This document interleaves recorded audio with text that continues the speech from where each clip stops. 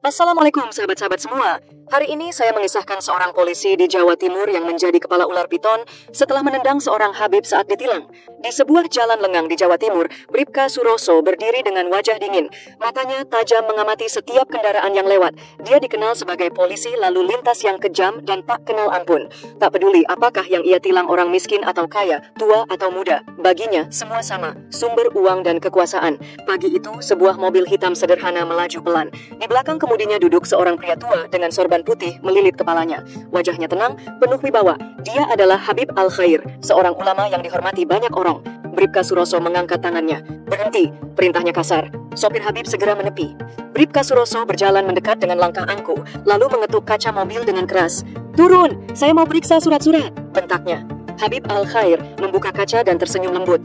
"Ada masalah, Pak Polisi?" Tanpa menjawab, Bribka Suroso menyuruh sopir keluar dan mulai memeriksa mobil dengan kasar. Dia menendang ban, menghentak kap mesin dengan kakinya. "Kendaraan ini tidak layak jalan, saya tilang," serunya. Habib tetap tersenyum sabar. "Tapi Pak Polisi, semua surat lengkap dan kendaraan ini tidak ada masalah." Bribka Suroso mendengus. "Saya yang menentukan. Kalau saya bilang bermasalah, ya bermasalah." Lalu dengan arogan, dia menginjak bemper mobil dengan kakinya, menekan keras seolah hendak merusaknya. Para warga yang melihat kejadian itu mulai berbisik-bisik. Tiba-tiba, angin berhembus dingin. Langit yang tadi cerah mendadak mendung. Udara terasa berat, seperti ada sesuatu yang tak terlihat mengawasi. Bribka Suroso merasakan tubuhnya menggigil. Kakinya tiba-tiba lemas. Dia mencoba berbicara, tapi suaranya tercekat di tenggorokan. Tangannya mencengkeram lehernya sendiri, matanya membelalak, tubuhnya gemetar hebat. Para warga berteriak ngeri saat kepala Bribka Suroso perlahan berubah, kulitnya mengelupas, wajahnya memanjang, dan dalam hitungan detik, kepalanya berubah menjadi kepala ular piton besar. Lidah bercabang menjulur keluar, matanya berwarna kuning terang, bersinar menakutkan. Para warga menjerit, berlarian ketakutan. Habib Al-Khair tetap berdiri tenang. Ia menatap Bribka Suroso dengan tatapan dalam. "Ingatlah, siapa yang menindas orang tanpa alasan akan mendapat balasannya. Tuhan Maha melihat." Bribka Suroso meronta, mencoba meraih wajahnya sendiri yang kini bersisik dan menyerupai reptil. Ia berteriak, tapi yang keluar hanyalah suara mendesis mengerikan. Tak lama setelah itu, beberapa anggota polisi lainnya yang menyaksikan perubahan Bribka Suroso hanya bisa terpaku dalam ketakutan. Namun, beberapa dari mereka segera sadar dan bergegas mendekatinya. "Pak Suroso, Anda tidak apa-apa?" seru salah satu rekannya, Aibda Herman. Meskipun jelas-jelas kepala Bribka Suroso sudah berubah menjadi kepala ular yang menjulurkan lidah bercabang. Bribka Suroso hanya mengerang. Suaranya kini bukan lagi suara manusia, melainkan desisan tajam yang membuat bulu kuduk berdiri. Tubuhnya masih berbentuk manusia, tetapi kepalanya telah sepenuhnya menjadi kepala ular piton besar dengan mata bersinar keemasan. Para polisi yang ketakutan segera membawanya ke dalam mobil patroli. Mereka melaju kencang ke rumah sakit terdekat, berharap ada dokter yang bisa menangani kejadian aneh ini. Sesampainya di rumah sakit, beberapa perawat yang melihat kondisi Bribka Suroso langsung berteriak ketakutan. Salah satu dokter senior, Dokter Haryo, mendekat dengan ragu-ragu. Ini manusia atau bukan?" Gumamnya dengan wajah pucat. Mereka mencoba melakukan pemeriksaan, tetapi detak jantung Bribka Suroso terlalu cepat. Suhu tubuhnya dingin seperti reptil, dan pupil matanya berbentuk vertikal layaknya ular. Semua alat medis gagal mendeteksi kondisinya. Bribka Suroso berusaha berbicara, tapi suara yang keluar hanyalah desisan panjang. Dokter-dokter yang ada di ruangan itu saling berpandangan. Tak ada yang berani menyentuhnya lebih lama. Akhirnya, Dokter Haryo mengangkat tangan tanda menyerah. "Ini di luar nalar kami, bawa dia pulang. Kami tidak bisa menangani hal seperti ini," katanya dengan suara gemetar. Para polisi yang membawa Bribka Suroso saling bertatapan. Mereka tidak punya pilihan lain selain membawanya pulang. Ketika sampai di rumah, istrinya, Busari, yang sedang memasak di dapur, langsung bergegas keluar setelah mendengar suara mobil patroli berhenti di depan rumahnya. Namun, begitu melihat suaminya turun dari mobil dengan kepala ular, panci yang dipegangnya jatuh berdebam ke lantai. Apa ini? Suroso? Ya Allah, apa yang terjadi padamu?" teriaknya histeris. Bribka Suroso hanya bisa menundukkan kepalanya yang kini bersisik. Air matanya atau sesuatu yang menyerupai air mata mengalir di pipinya yang bukan lagi kulit manusia. Busari semakin panik, tubuhnya gemetar, dan ia hampir pingsan. Anak mereka yang masih kecil berlari mendekat, tetapi langsung menjerit ketakutan begitu melihat wajah ayahnya. "Ini bukan suamiku, ini bukan Suroso." Busari menangis dan mundur ketakutan. Bribka Suroso jatuh berlutut. Ia ingin menangis, ingin memeluk keluarganya, tetapi bagaimana mungkin? Dengan wajah seperti ini, dia bukan lagi manusia. Dari luar sana, terdengar suara orang-orang berbisik. Kabar telah menyebar bahwa Bribka Suroso dikutuk setelah menindas seorang Habib. Beberapa warga mulai datang, tapi bukan untuk membantu, melainkan untuk melihat keanehan ini dengan rasa takut dan penasaran. Malam itu, suasana rumah Bribka Suroso terasa semakin mencekam. Angin bertiup kencang dan suara jangkrik terdengar samar di kejauhan. Cahaya lampu di ruang tamu terasa redup, seolah enggan menyinari ruangan. Bu Sari duduk di kursi dengan wajah lelah dan mata sembab, sementara Bribka Suroso berdiam diri di sudut ruangan. Kepalanya yang kini berbentuk kepala ular sesekali bergerak, matanya berkilat dalam kegelapan. Anak-anak mereka telah diamankan di rumah tetangga karena mereka terlalu takut melihat kondisi ayah mereka. Beberapa rekan polisi yang dekat dengan Bribka Suroso akhirnya datang. Aibda Herman, Brigadir Joni, dan Ibda Rahmat duduk dengan ekspresi serius. Mereka semua merasa bingung dan takut. Bu Sari, kata Aibda Herman, kami sudah berdiskusi. Ini bukan penyakit biasa, bukan sesuatu yang bisa ditangani oleh rumah sakit. Kami pikir lebih baik mengundang ulama terdekat. Mungkin mereka bisa membantu. Bu Sari mengangguk lemah. Saya akan melakukan apa saja agar suami saya kembali seperti semula. Suaranya bergetar. Tanpa menunggu lama, salah satu rekan polisi pergi mencari ulama di sekitar desa. Tidak butuh waktu lama, seorang kiai bernama Kiai Muchtar dari pesantren terdekat datang bersama beberapa santrinya. Setelah Kiai Muchtar sampai, ia langsung melakukan ruqyah. Di ruang tengah, Kiai Muchtar duduk bersila di depan Bribka Suroso. Wajahnya tenang, meskipun jelas bahwa ia juga merasa ada sesuatu yang janggal. Pak Suroso, kata Kiai Muchtar pelan, saya tidak tahu kesalahan apa yang telah Anda lakukan, tetapi Allah Maha Pengampun. Kita akan mencoba memohon pertolongannya. Namun Anda harus benar-benar bertobat. Bribka Suroso mengangguk dengan kepala ular yang bergerak perlahan. Kiai Muchtar mulai membaca ayat-ayat suci Al-Quran. Suasana ruangan berubah drastis. Angin yang tadinya hanya bertiup pelan, kini terasa semakin dingin, seolah ada sesuatu yang berputar-putar di dalam rumah. Begitu Kiai Muchtar membaca ayat kursi dengan suara lantang, tiba-tiba Bribka Suroso berteriak keras. Bukan suara manusia, melainkan desisan panjang yang menggema di seluruh ruangan. Tubuhnya mengejang, urat-uratnya menegang, dan kepalanya bergerak liar ke sana kemari. Santri-santri yang menemani Kiai mundur beberapa langkah, ketakutan. Kiai Muchtar terus membaca, tetapi semakin lama semakin jelas bahwa sesuatu yang lebih besar sedang menguasai tubuh Bribka Suroso. Astagfirullah, ini bukan sekadar gangguan jin biasa, umam Kiai Muchtar. Ini sebuah kutukan. Semua orang yang ada di ruangan terdiam. Bu Sari menutup mulutnya, menahan isak tangis. Kiai Muchtar akhirnya menghentikan bacaannya. Ia mengusap wajahnya, lalu menatap Bribka Suroso dengan tatapan dalam. Saya tidak bisa menyembuhkan Anda, katanya lirih. Apa maksudnya, Kiai? Aibda Herman membelalak. Kutukan ini bukan sekadar gangguan jin atau sihir biasa. Ini adalah hukuman langsung atas perbuatan yang telah dilakukan. Jika Allah belum mengizinkan kesembuhan, maka tidak ada yang bisa mengubahnya. Ruangan kembali hening. Hanya suara angin malam yang berdesir di luar jendela. Nah, setelah Kiai Muchtar pergi, malam itu keheningan melingkupi rumah itu. Para polisi yang hadir hanya bisa duduk termenung, tidak tahu harus berbuat apa lagi. Bu Sari mendekati suaminya perlahan. Ia memandang wajah reptil suaminya yang kini terlihat semakin muram. Suroso, apa yang harus kita lakukan sekarang? Bribka Suroso hanya bisa menggeleng. Ia tahu semua ini akibat dari kesombongannya, dari perlakuannya yang semena-mena terhadap orang lain. Aku akan mencari jalan keluar sendiri, katanya lirih. Kalau perlu, aku akan pergi jauh. Aku tidak mau menakuti kalian lebih lama. Bu Sari menatap suaminya dengan mata berkaca-kaca. Jangan bicara seperti itu. Kau masih suamiku, apapun yang terjadi. Matahari baru saja terbit di langit timur, tetapi suasana di rumah Bribka Suroso tetap kelam. Malam sebelumnya, para ulama sudah mencoba menghilangkan kutukan ini, tetapi semua usaha mereka gagal. Kini, Bu Sari merasa putus asa. Dengan tangan gemetar, ia mengangkat telepon dan menghubungi 3 rekan suaminya, Aibda Herman, Brigadir Joni, dan Ibda Rahmat. Halo, Bu Sari, ada apa? Suara Aibda Herman terdengar di ujung telepon.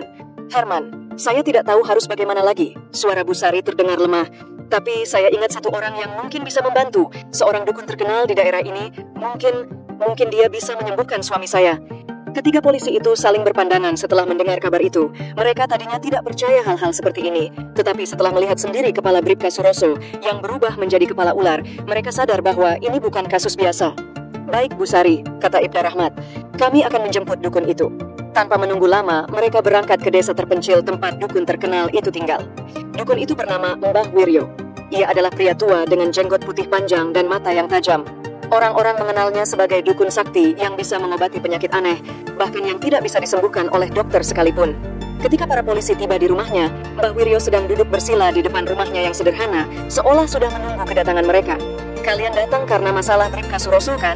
Tanyanya tanpa basa-basi. Aibda Herman menelan ludah. Iya, Mbah. Apakah Mbah bisa menyembuhkan dia? Mbah Wiryo menghela napas panjang. Aku tahu ada sesuatu yang tidak beres sejak kemarin malam, tapi aku harus melihat langsung kondisinya. Tanpa ragu, Mbah Wiryo bangkit dan mengikuti mereka menuju rumah Bribka Suroso. Setibanya di rumah, suasana semakin mencekam. Bribka Suroso duduk di sudut ruangan dengan kepala ular yang kini tampak semakin menyeramkan. Matanya berkilat emas, tubuhnya semakin dingin, dan sesekali ia mengeluarkan desisan panjang. Mbah Wiryo menatapnya tajam. Kutukan ini bukan kutukan biasa. Ia duduk bersila di depan Bribka Suroso, kemudian mulai merapal mantra sambil mengeluarkan segenggam dupa yang berasap. Aroma mistis menyebar ke seluruh ruangan. Semakin lama mantra itu diucapkan, tubuh Bribka Suroso mulai mengejang. Matanya bersinar semakin terang, dan ia mengeluarkan suara mendesis yang lebih keras.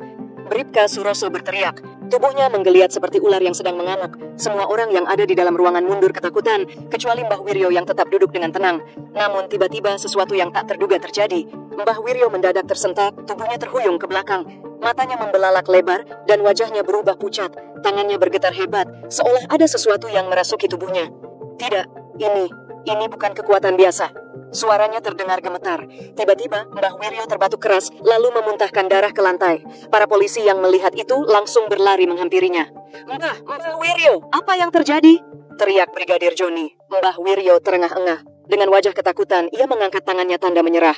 Aku tidak bisa. Ini bukan pekerjaan jin biasa. Ini hukuman langsung dari alam gaib. Aku hampir kehilangan nyawa. Semua orang di dalam ruangan terdiam. Napas mereka tercekat, tidak percaya dengan apa yang mereka dengar. Mbah Wiryo bangkit dengan tubuh yang masih lemas.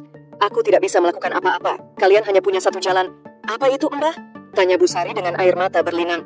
Mbah Wiryo menatap Bribka Suroso dengan ekspresi serius. Dia harus menebus dosanya sendiri.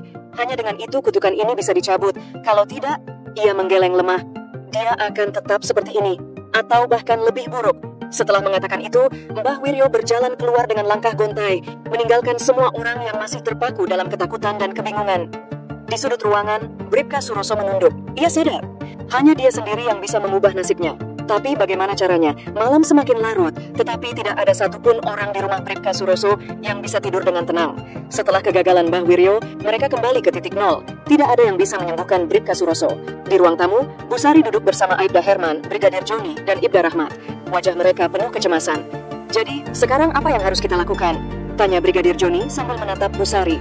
Busari menghela napas panjang. Mbah Wiryo bilang, hanya satu orang yang bisa menyembuhkan suamiku. Tapi kita tidak tahu di mana Habib Al-Khair berada. Aibda Herman menggeleng. Kami tidak punya kontaknya. Terakhir kali kami melihatnya adalah di jalan saat kejadian itu terjadi. Setelah itu dia menghilang. Suasana semakin tegang. Mereka semua tahu bahwa waktu semakin sedikit, kutukan Bribka Suroso bisa menjadi lebih buruk sewaktu-waktu. Bagaimana kalau kita hubungi Kiai Muhammad? Usul Ibda Rahmat. Beliau juga seorang ulama. Mungkin dia bisa membantu. Mereka semua saling berpandangan. Itu satu-satunya pilihan yang mereka punya saat ini. Tanpa menunda waktu, mereka segera pergi ke pesantren Kiai Muhammad yang terletak di desa sebelah.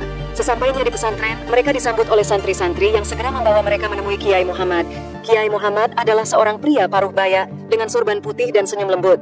Namun senyumnya perlahan memudar ketika mendengar cerita tentang Bribka Suroso.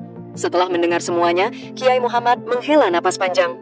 Aku bisa mencoba, tapi jika ini benar-benar kutukan yang berasal dari perbuatan Pak Suroso sendiri, maka ini bukan perkara mudah. Mereka semua kembali ke rumah Bribka Suroso, di mana Kiai Muhammad mulai membaca doa-doa dan ayat-ayat suci. Seperti sebelumnya, tubuh Bribka Suroso kembali mengejang. Kepalanya mendesis keras dan matanya bersinar semakin tajam. Namun, kali ini tubuhnya mulai berubah. Sisik di lehernya semakin jelas dan lidahnya semakin sering menjulur seperti ular yang siap menerkam. Kiai Muhammad menghentikan bacaannya. Wajahnya tampak tegang. Astagfirullah, ini bukan gangguan biasa, ucapnya dengan suara gemetar. Aku tidak bisa menyembuhkannya. Semua orang terkejut. Maksud Kiai? Tanya Aibda Herman. Kiai Muhammad menatap mereka dengan sorot mata serius. Seperti yang dibilang Mbah Wiryo, hanya satu orang yang bisa menyembuhkan Pak Suroso, dan itu adalah Habib Al-Khair. Tapi kita tidak tahu di mana dia, seru Brigadir Joni frustrasi. Kiai Muhammad tersenyum tipis. Jika kalian benar-benar ingin mencari Habib Al-Khair, maka kalian harus mencari dengan hati yang bersih. Dia akan muncul jika waktunya tiba. Mereka semua terdiam, mencerna kata-kata itu. Malam semakin larut, dan udara terasa semakin dingin di teras rumah Bribka Suroso. Setelah kepergian Kiai Muhammad, Busari masih termenung, pikirannya dipenuhi kecemasan. Bagaimana jika suaminya tidak bisa kembali seperti semula? Bagaimana jika kutukan ini semakin parah? Di sampingnya, Aibda Herman, Brigadir Joni, dan Ibda Rahmat juga tampak kelelahan. Mereka telah mencoba segalanya, tetapi jawaban yang mereka dapatkan selalu sama. Hanya Habib Al-Khair yang bisa menyembuhkan Bribka Suroso. Tiba-tiba, Aibda Herman angkat bicara. Bagaimana kalau kita kembali ke tempat kejadian? Tempat di mana Bribka Suroso menendang mobil Habib Al-Khair. Brigadir Joni mengerutkan kening. Untuk apa? Mungkin Di tempat itu kita bisa menemukan petunjuk, atau mungkin kalau kita berdoa di sana, Habib Al-Khair akan melewati jalan itu lagi. Bu Sari menatap Aibda Herman dengan mata berbinar. Itu ide yang bagus. Kalau memang dia seseorang yang bisa menyembuhkan Suroso, mungkin takdir akan mempertemukan kita lagi di tempat itu. Tanpa membuang waktu, mereka segera bersiap dan berangkat menuju tempat kejadian, di mana semuanya bermula. Ketika mereka tiba di lokasi kejadian, suasana jalanan terasa sunyi. Lampu-lampu jalan menerangi aspal yang dingin, dan suara jangkrik terdengar samar di kejauhan. Bu Sari menatap jalan itu dengan penuh harapan. Disinilah suaminya melakukan kesalahan besar, menindas kendaraan seorang Habib dengan kaki, bertindak arogan tanpa berpikir panjang, dan disinilah kutukan itu mungkin dimulai. Mereka berdiri di tengah jalan, lalu menundukkan kepala dan mulai berdoa. Ya Allah, jika ini memang kehendak-Mu, jika memang hanya Habib Al-Khair yang bisa menyembuhkan Bribka Suroso, maka pertemukanlah kami dengannya di tempat ini. Beberapa menit berlalu dalam keheningan, tidak ada tanda-tanda apapun. Namun, tiba-tiba, dari kejauhan, sebuah mobil hitam perlahan mendekat. Mata mereka langsung membelalak. Mobil itu, seru Brigadir Johnny. Mereka segera bergegas ke tengah jalan, melambaikan tangan, dan memberi isyarat agar mobil itu berhenti. Mobil itu perlahan menepi, dan ketika pintunya terbuka, mereka semua menahan napas. Seorang pria tua berjubah putih keluar dari dalam mobil. Wajahnya tenang, sorbannya rapi, dan matanya memancarkan keteduhan yang luar biasa. Subhanallah, Habib Al-Khair. Bu Sari langsung menitikkan air mata. Tanpa berpikir panjang, ia berlari menghampiri sang Habib, lalu berlutut sambil menangis. Habib, tolonglah suami saya mohon. Aibda Herman, Brigadir Johnny, dan Ibda Rahmat juga ikut menundukkan kepala dengan penuh penyesalan. Habib, kami mohon maaf atas kejadian waktu itu. Kami tidak menyangka bahwa ini akan terjadi, ucap Aibda Herman dengan suara bergetar. Habib Al-Khair menatap mereka satu persatu, lalu menghela napas panjang. Allah Maha Pengampun, tapi apakah Bribka Suroso sudah benar-benar menyesali perbuatannya? Tanyanya dengan suara lembut namun penuh wibawa. Bu Sari mengangguk sambil terisak. Dia sangat menyesal, Habib. Sejak kejadian itu dia berubah. Dia tidak ingin seperti ini selamanya. Habib Al-Khair tersenyum tipis. Baiklah, bawa aku ke rumahnya. Insya Allah, jika Allah mengizinkan, kutukan ini bisa dicabut. Mereka semua menghela napas lega. Harapan akhirnya kembali bersinar. Malam itu, ketika Habib Al-Khair tiba di rumah Bribka Suroso, suasana terasa berbeda. Sejak langkah pertama Habib memasuki rumah, tubuh Bribka Suroso yang selama ini terasa berat dan dingin mendadak menjadi ringan. Ketika matanya menangkap sosok Habib Al-Khair, air matanya langsung mengalir deras. Ia tersungkur ke lantai, menangis penuh penyesalan. Habib, saya mohon ampun. Saya telah bersikap sombong. Saya telah berbuat zalim. Suaranya bergetar. Saya menyesal. Saya ingin kembali. Saya tidak ingin menjadi seperti ini selamanya. Habib Al-Khair tersenyum lembut. Tanpa sepatah kata pun, beliau duduk di samping Bribka Suroso dan meletakkan tangannya di atas kepala yang selama ini berubah menjadi kepala ular. Dan dalam sekejap, cahaya putih lembut menyelimuti ruangan. Semua orang yang menyaksikan peristiwa itu menahan napas. Perlahan kepala Bribka Suroso kembali ke bentuk manusia. Sisik-sisik yang menutupi lehernya lenyap, dan tubuhnya yang selama ini terasa seperti ular kembali hangat seperti sedia kala. Bribka Suroso tersentuh. Tanpa ragu, ia langsung bersujud di hadapan Habib Al-Khair. Terima kasih, Habib. Terima kasih. Saya berjanji akan berubah. Saya akan menjadi pribadi yang lebih baik. Saya tidak akan lagi menyalahgunakan kekuasaan saya. Habib Al-Khair menepuk pundaknya lembut. Allah Maha Pengampun, Suroso. Yang penting adalah kamu belajar dari kesalahan dan tidak mengulanginya. Malam itu, suasana di rumah berubah. Tidak ada lagi ketakutan, tidak ada lagi kesedihan. Semua orang menangis haru, bersyukur atas mukjizat yang terjadi. Setelah kejadian itu, Bribka Suroso benar-benar berubah.